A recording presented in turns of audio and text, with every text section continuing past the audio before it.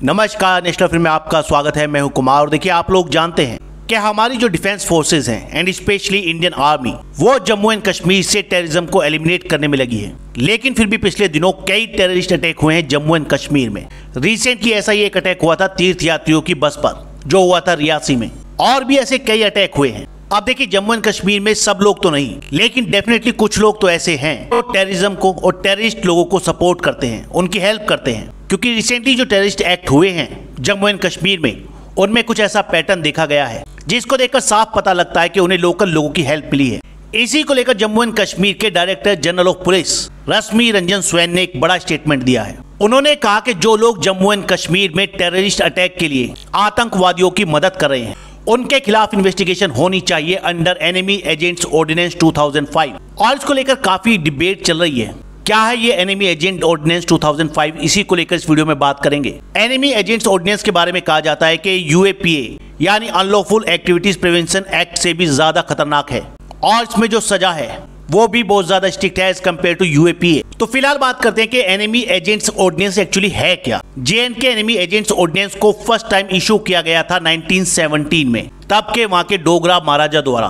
और वैसे तो ये कानून है, लेकिन फिर भी इसे ऑर्डिनेंस इसलिए कहा जाता है क्योंकि डोगरा महाराज के टाइम पर जितने भी कानून बनते थे उनको ऑर्डिनेंस ही कहा जाता था। ये कानून खास तौर से उन्हीं लोगों के लिए बनाया गया है जो आतंकवादियों की मदद करते हैं, आतंकवादी गतिविधियों को अंजाम देने के लिए। इस ऑर्डिनेंस के अकॉर्डिंग अगर कोई भी व्यक्ति एनिमी एजेंट है यानी दुश्मन का एजेंट है, या दुश्मन की मदद करने का इरादा रखता है, या किसी ऐसे व्यक्ति के साथ साजिश करता है जो किसी ऐसे काम को अंजाम देने वाला हो जिससे दुश्मन की मदद हो, या किसी भी तरह से भारत की मिलिट्री या किसी एयर ऑपरेशन को बाधित करे, या उस व्यक्ति के किसी भी काम से लोगों की जान खतरे में आए, ऐसे किसी भी व्यक्ति के लिए या एनिमी एजेंट के लिए सिर्फ दो ही सजा है। एक है सजाए मौत और एक है रिग्रेस इम्प्रिजनमेंट फॉर लाइफ, यानी आजीवन कठोर कारावास की सजा। या फिर ये कठोर कारावास हो सकता है 10 साल के लिए, साथ में उस पर फाइन भी लग सकता है। हालांकि ये कानून 1917 में बना था, लेकिन पार्टीशन के बाद 1947 में इस ऑर्डिनेंस को जम्मू एंड कश्मीर के कानून में शामिल कर लिया गया और बाद में इसको अमेंड भी किया गया,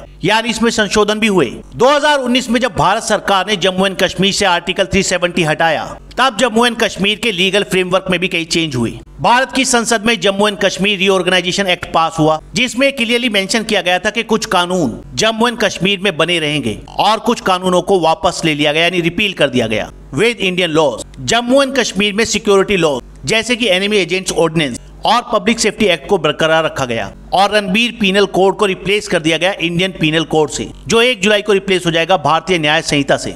अब सबसे बड़ा सवाल यह है कि इस ऑर्डिनेंस के अंडर ट्रायल्स कैसे होते हैं, और यही सबसे इंटरेस्टिंग पार्ट है। इस ऑर्डिनेंस के अंडर ट्रायल कंडक्ट किए जाते हैं बाय ए स्पेशल जज, और उसे अपॉइंट करती है वहां की गवर्नमेंट, और इसके लिए वो कंसल्ट करती है वहां की हाई कोर्ट से।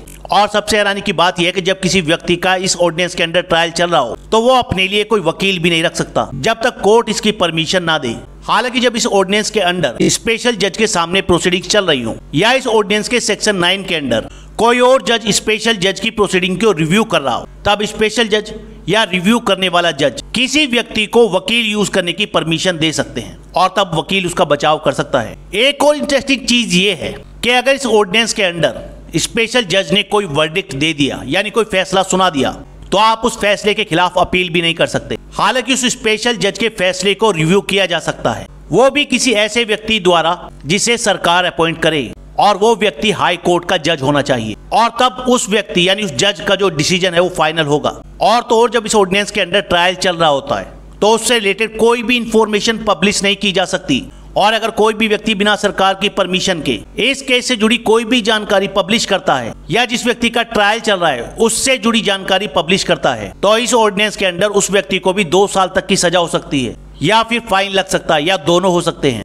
अब सवाल ये उठता है कि क्या किसी व्यक्ति का, आप ये कहें कि किसी एनिमी एजेंट का इस ऑर्डिनेंस के अंडर ट्रायल हुआ है और उसे सजा मिली है? जी हाँ, ऐसा हुआ है, और वो इंसान था मकबूल बट, जिसे 1984 में तिहाड़ जेल में फांसी दे दी गई थी, और उस पर इसी ऑर्डिनेंस के अंडर मुकदमा चला था। मकबूल बट एक कश्मीरी प्रो इंडिपेंडेंस लीडर था। वो पाकिस्तान गया और वहां पर उसने बनाई नेशनल लिबरेशन फ्रंट यानी NLF को जम्मू कश्मीर लिबरेशन फ्रंट यानी JKLF की पेरेंट ऑर्गेनाइजेशन कहा जाता है। मकबूल बट को कश्मीर के लोग कहते थे father of nation of Kashmir या बाबाए कौम।